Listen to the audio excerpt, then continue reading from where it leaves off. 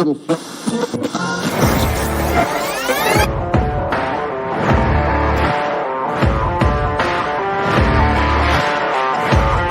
great, but being different for the sake of being different, I'm not a big fan of, right? If you just want to be different for the sake of technology, but I would hide behind it. And you start to hear some of their challenges, and yes, because it speaks to the core of who you are and what drives you forward.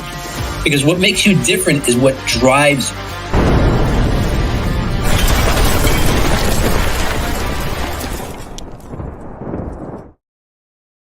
All right, welcome everybody to the Master Connector Show. I'm your co-host, Rob Genovesi, and we're coming at you every Wednesday, 1 p.m. Eastern Time. And let me tell you something, if you're not tuning in on a regular basis, you are missing some amazing conversations. We're here a short time, only for a half hour, but we're packing it in with amazing guests who are going to bring you information, experience, background, stories about how you can level up, how you can advance in whatever you're doing, giving you the tools and equipping you to achieve the goals you want in life. You know, we're all about creating connection here. And I've learned through my journey, early on when I started my first company, I wanted to do it alone. I wanted to leverage technology and processes because I wanted to move fast and I wanted to make all my own decisions. There's a little bit of ego in there, but what I learned is when I collaborated with people, it was much more fulfilling. I actually was able to go farther because there was an added element of somebody else's perspective and somebody else's energy and drive to help fuel the endeavor forward. So we want to bring you people that maybe you can connect with here on this show. My co-host Steve Spiro and I, we go back about 27, 28 years. Two introverts, two former shy guys who really didn't talk to people. Steve he holds a couple of black belts and a couple of different martial arts disciplines. He'd probably sooner hit you than talk to you. And me, I was just deathly afraid of even talking to people. It's a big hurdle for me. We came together through a common mentor, and we learned how that we had to level up our skills. I was basically clueless, knowing nothing about relationships or connection or business or anything. So it was a long journey. And then our paths divided and came back together probably about 5 years ago or so. And today we're doing this show together. And like I said, we're still introverts, but we're not shy guys anymore. So I'm going to bring him on now. My co-host, the Master Connector himself, Mr. Steve Spiro. What's up, Steve? What's up, Rob G? How you doing, sir? Doing good. Great to, man. I'll tell you what. As you talk about our journey together, and then dividing. I was always better when you were in my life. That's for sure. So I'm just so excited to be collaborating on the show with you. So just appreciate you, sir, big time. And what's going on, friends? Steve Spiro, the Master Connector, coming at you live and direct. And I know we're a couple days out, but happy Father. Hope the fathers, you guys had a great Father's Day this past weekend. I love the fact that summer's here. It's beautiful. We'll live right on the water here, so enjoying the beautiful sun and the beach here. But yeah, so hey, being and by the way, before we get into this, I just want to say welcome, Maria. Great to see you on the show here today. Welcome, Lewis, again. Lewis is 2 weeks in a row. Great to have you on the show. Pumped and excited. Listen, like these guys, get in the comments. Tell them, tell us where you're tuning in from. What city, what state, what country, right? You take this opportunity to connect with each other, right? This is the Master Connector Show. It's all about connection. So get in and make sure you're sending connect requests and have a follow-up conversation. I learned from my friend Tina Campbell, right? The magic is in the follow-up. You follow up, right? That's the key here to anything, right? The platform's great, but if you don't take it outside this platform, what good is it? That's my feeling. So, but yeah, so listen, and I'm on LinkedIn personally because yes, it's a good way to connect, but I love the fact that I could be a difference maker. And being a true difference maker involves more than just ambition. It requires a deep commitment to positive change and the courage to act on it. True difference makers possess empathy and understanding the importance of human connection, recognizing that genuine relationships are the foundation of an impactful leadership. And what's interesting, right? So I love impacting. When I'm up on stage, I just enjoy having the ability to touch lives and make a difference. And my feeling is if you touch one life, it's all worth it, right? My feeling is true success is not how many things, how many material, items you have, or money, or your cars or homes. That's all great. But what to me is true difference, and what's true success is how many people are better off because I was here, because you were here, right? So hopefully you feel the same way. But so back to this, they leverage leadership and people that are difference makers. They leverage their emotions constructively and using passion and compassion to inspire others and drive meaningful initiatives. By focusing on both small, everyday actions and larger goals, they create a ripple effect that influences their community and beyond. Ultimately, a true difference maker is someone who's consistently striving to leave the world better, like we spoke about. Then they found that in demonstrating that every effort counts. You count. Everything you do counts. I want you to really think about that as we dive in this show. So if you're ready to have my man, Mr. Rob G, introduce our guest, I want you to type in the comments right now, #let's go. And Robbie, I'll turn it to you, sir. All right. Thanks, Steve. Listen, like I said, we're always bringing amazing guests to you, and today is no different. We're going to have on our show Josiah Pledl. He's the founder of 45 Degrees Leadership Development Consulting, where he brings 2 decades of visionary leadership success. With executive expertise and a focus on actionable lessons, Josiah seamlessly connects head to heart, enhancing leadership in today's complex landscape. Josiah began leading in the complex world of public education as a principal. And there's a wide variety of stakeholders in education, if you don't know this, and he was able to increase engagement everywhere. He led the largest increase of parent engagement and the second largest increase in employee engagement across 18 sites. He improved attendance for the first time in 4 years at a large, diverse high school. In fact, it was the largest increase the school had seen in over 8 years. In year 2, it was the first time there were back-to-back years of positive increases. And in year 2, the increase was larger than the record-setting year before. At the heart of all this, there's one reason for his success: Josiah's ability to connect, his ability to communicate in a way that inspires and engages all, and his success is in his ability to leverage emotion to drive results. Please welcome to the show, Josiah Pledl. Hey, Josiah, what's up? Hey, Rob, Steve, how are you guys doing today? Fantastic. Great, thanks. Yeah. Good stuff. Well, I tell you what, Rob, I know you say I bring good guests in. I'm like, when you read their bio or you speak about them, I'm like, these are some great people we have coming on, man. Like, wow, Josiah, man, we're honored to have you on the show here with us. Pleasure being on here, having you on here. So, we're going to just dive into it, but I just want to make a couple things before, a little housekeeping stuff. I want to welcome Carrie Stuckman. I don't know if she's part of your network, Josiah, but I haven't seen Carrie before, so glad you're here. Yolanda Chin's in the house. Yolanda is amazing. She's a loyal follower of our show and community member. John McPhillips, great to connect with you the other day, sir. And Parker, tuning in from Kentucky today. Nice. I'm wondering if he's relocated. I wonder. I know he was Ohio before, so I'm not sure if he's there for other reasons. But John gave a little bit of his information, so make sure you connect with John and make sure you connect with everyone. So, but yeah, we're excited to dig into this. All right, so Josiah, here we go. You ready? Community, type in #define.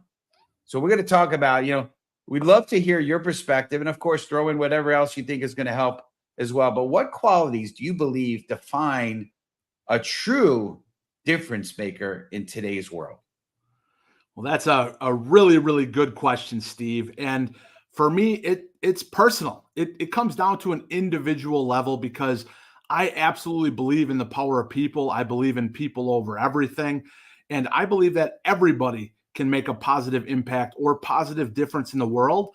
And that's in relationship to wherever you're at in life and whatever you are comfortable with. So for some people, with the challenges that are out there, with their past experiences, whatever those may be, just showing up is a difference, right? Like just being able to get out of bed, get out of the house and be present and engage with others is what they can bring. And that's totally fine. And then you go all the way to the top of the food chain, right? When you're looking at global leaders, CEOs of multinational companies, where they're responsible for thousands of people's livelihoods, right? And everybody goes to work with their trust in that person, that they're going to be able to provide for their family, that they're going to find meaning in what they do for a living.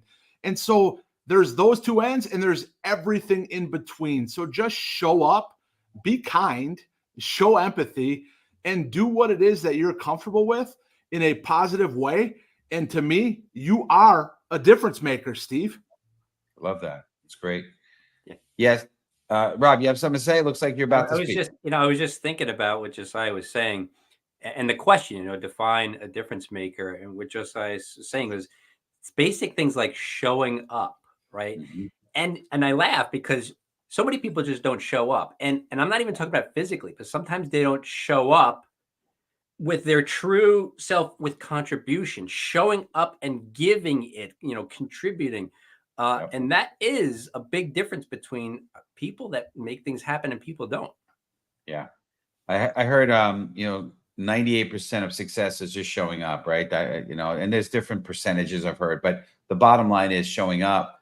And I love what you said, Rob, as far as making sure you're showing up, not just physically, but also, in your presence. And, I feel, one of the books I read recently, I read so many, it talked about when you're in with other people, make sure that you're contributing, right? Like if the question's asked, or they're saying you have any questions, be the one to speak up. Don't just be in the background observing, which is harder for me because I'm, more of an observer introvert by nature. So I have to really push myself to really do that. But I appreciate that. Well, we're going to get into the next question. So type in community #difference, right? Because we're talking about being a difference maker. So type in #difference, but a little different spin on the word difference, right? So how can someone, Josiah, start making a difference on a small scale and gradually build up to larger impact? That's a great question. And it kind of goes along with what I talked about, how everybody has the ability to make a difference. And so the first thing that I would say is you are powerful. Your value is absolutely in you. Your experiences, insights, knowledge, the way you communicate. There's only one person in the entire world that can bring all of that to the table, and that's you. And so identify your ability, your strengths, what it is that you want to jump in on, and how you want to contribute to your community, state, society, whatever, world, and on the large scale, and figure out what way that you can share your voice to add value to others. And when you get comfortable sharing your voice, that goes everywhere with you, right? And I focus on what Rob talked about in my intro is actionable steps to execute emotional intelligence. And so when you start looking to execute on EQ, you are going to start it with awareness and who you are, which then allows you to build awareness of those around you. And when you start to understand who people are and what they're struggling with, what they need to bring value, to make a difference, you align that with your natural abilities and start to give that. And it starts off personal first and then goes to professional. And so you will start to level up in your career, in your professional life, once you understand the ability of how you can bring value, how you can share your voice. And that opens the door to really whatever it is you want to pursue as far as being a difference maker. So start at the lowest level with you, and then allow that to grow and strengthen and kind of level up to build understanding of others. And then figure out where your sweet spot is, where your comfort zone is, and start going. Because I can tell you this, Rob, Steve, you guys have probably experienced this. Once you make a little difference, it is addictive, right? Like then you want to go bigger and you want to take bolder action. And what it is that action breeds momentum, which breeds confidence, which then leads to bolder action, which just levels up all of those things. And so figure out what it is you want to do, what you're comfortable with, and leverage that, and let's go change the world together. I love it. I want to just say this is that, so great stuff, Josiah. What happened for me is, as I was starting to reach out on LinkedIn and making an impact and touching people's lives, it was a bit of an endorphin hit, because I started to see spark in people's eyes, and I saw people getting emotional, and it became addictive. And then I started doing videos, and I got the reactions, and then I said, all right. And then I got asked to speak, and I'm like, that became really even more addictive, because you know, like you said, so it starts out small and then just builds from there. So I appreciate that perspective. Yeah. I just want to I'm going to jump in there for a second, Steve, because Go ahead, Rob. it made me Yeah. think of something about what some of the audience might be feeling. And it's what I felt a bunch of years ago. Now, I'm a brand builder now. I build brands for companies, people, whatnot. But my background, my education is in graphic design. I started out as a graphic designer. And I remember thinking years ago, now my wife is a nurse, right? So she has literally saved lives. And I thought, wow, she's really making a difference in the world. I'm like, how could I ever do anything in the world that mattered when she's out saving lives? Like I'm there's no way I'm going to save somebody's life with graphic design, right? So I would actually pray. I'm like, I need some kind of opportunity to make a difference. And a week later, somebody called me from a local charity and said, we have a charity where we raise money to help the families financially with terminally sick children. And we don't have a website. We were wondering if you could help us. And not that I saved anybody's lives by any stretch, but I designed and built a website. I did a lot of marketing. I did flyers for them. So I was able to help them in a way that indirectly, in some small way, made a difference in that charity so they could raise more money. And so if you're out there and you're thinking, well, I'm only this, how could I make a difference? You've got to understand that, like Josiah said, everybody plays a part. You just have to figure out what that part is. Absolutely. I love it. So the next piece of this is examples, hashtag examples, right? Put that in the community. You put that in the comments community. So maybe, Josiah, as we're talking about making a difference, can you share some examples of leaders who have successfully used human connection to drive impactful change? I think that would be a good way to go from here in this conversation. And by the way, before you do that, I just want to give a shout out to Greg Willis. Looks like he's joining us in from YouTube. So great to see you, Greg. And been a long time. We need to reconnect again soon, sir. But anyway, tell us about some examples there. No, Josiah, please. Yeah, so I'll go with what Rob was talking about the contribution that you can make even if you're not aware of it. And so one of my favorite stories comes down to, I posted on LinkedIn yesterday about creating vision and then building clarity and alignment to inspire and engage people to drive results. And my favorite story that all time comes with John F. Kennedy. And when he was president and we were in the race to put somebody on the moon, he went to tour the NASA facilities that were doing this and executing on this. And as he was walking around the facility, he saw a man and he walked up and shook his hand and said, "Hi, I'm President Kennedy. Nice to meet you. And what's your role here?" And the man looked him right in the eyes and said, "I'm here to put a man on the moon." And JFK walked away and he asked somebody, who was that gentleman I just talked to? And they said, well, he's the custodian.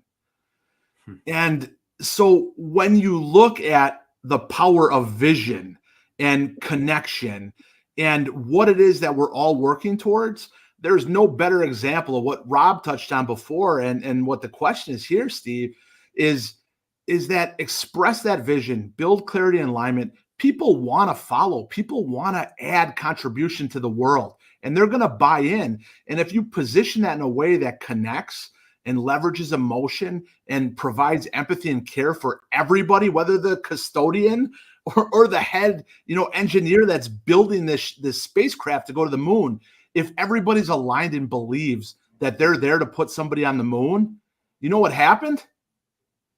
We got to the moon, right, Steve? Because that's the power of belief. That's the power of human connection. That's the power of leading with empathy, of inspiring and engaging. And that's one of my all-time favorite stories of what that looks like, not only in execution, but then in results. I love that. Well, you kind of queued up this next question because we got to go into empathy, right? So community, type in hashtag empathy.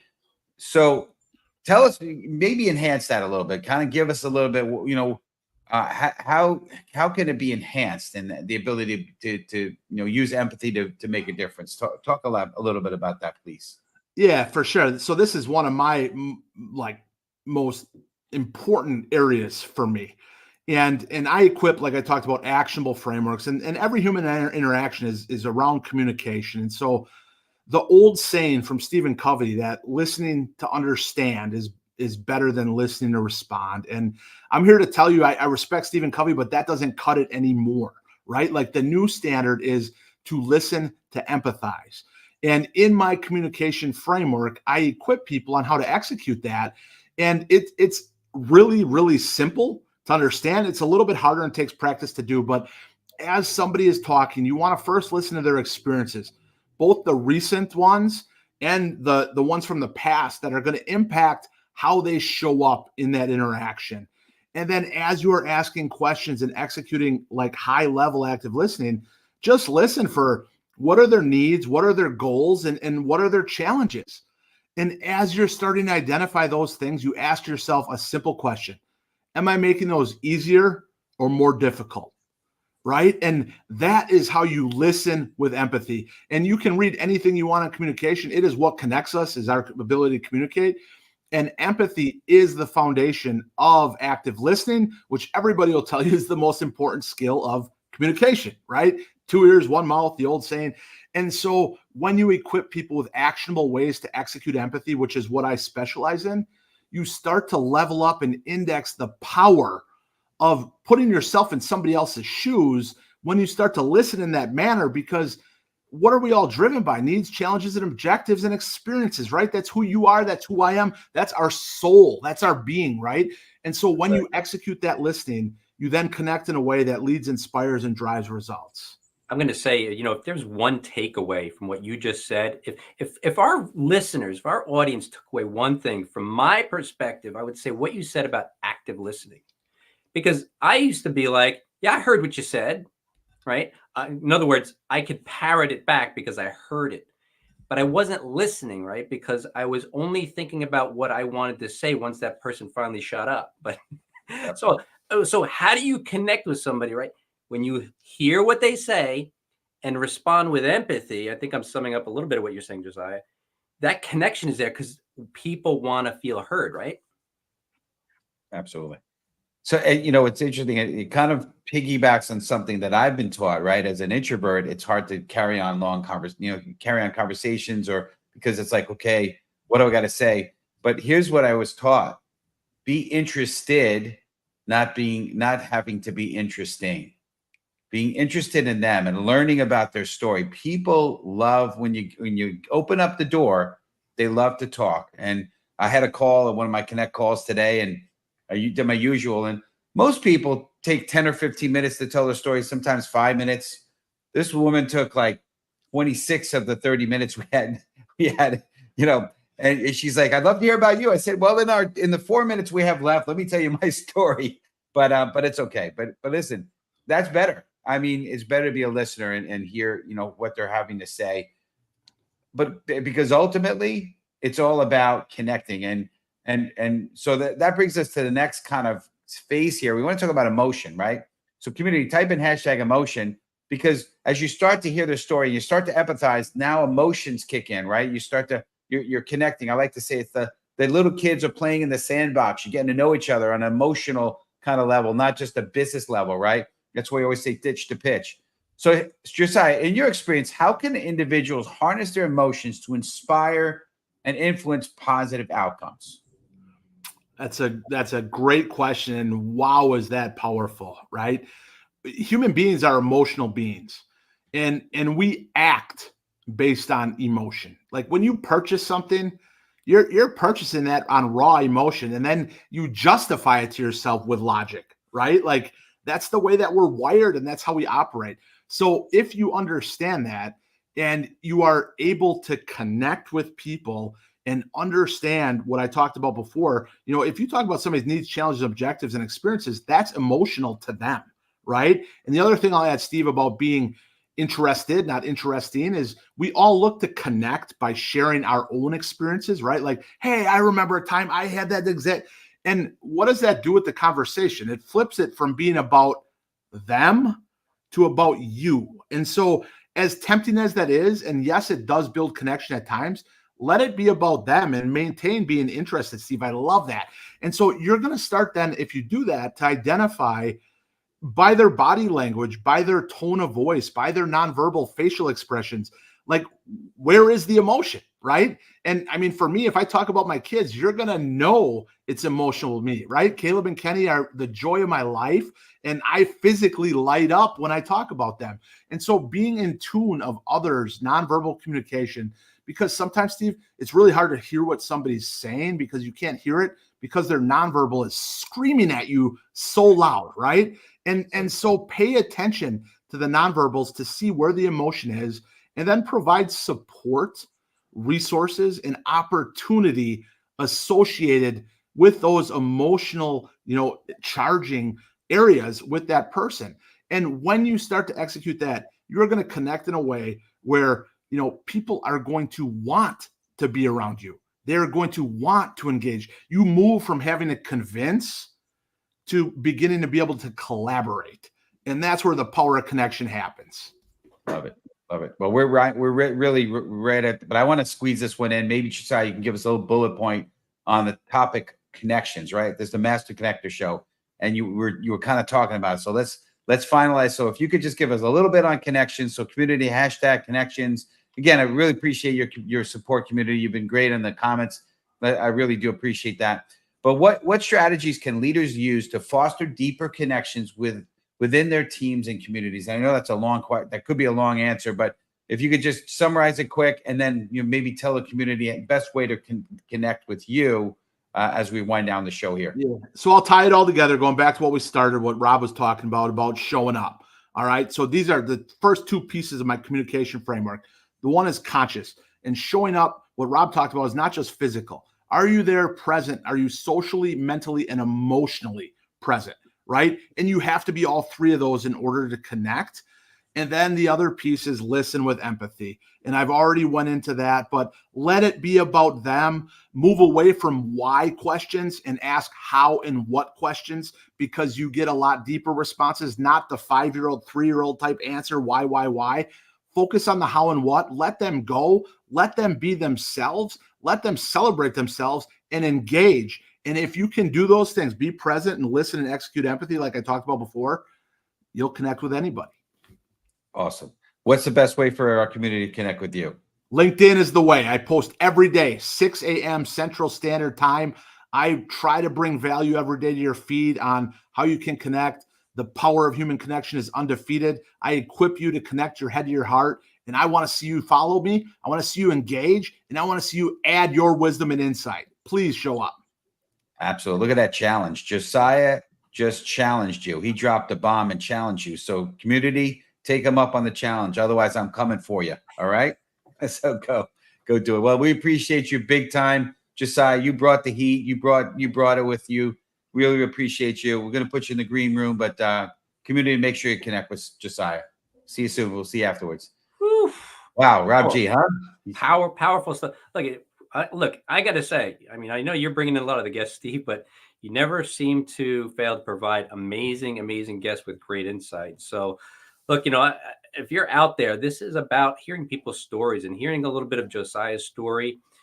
I have a story. Steve has a story. Pick up Steve's book, The Tao of a Master Connector. We're going to get that in the comments for you because you want to hear some of the stories behind the overcoming, because the only thing that stops any of us from reaching the goals and aspirations we have is what we have to overcome to get there. So I'm going to put that in the comments, Steve, but awesome stuff. Thank you, sir. I appreciate it.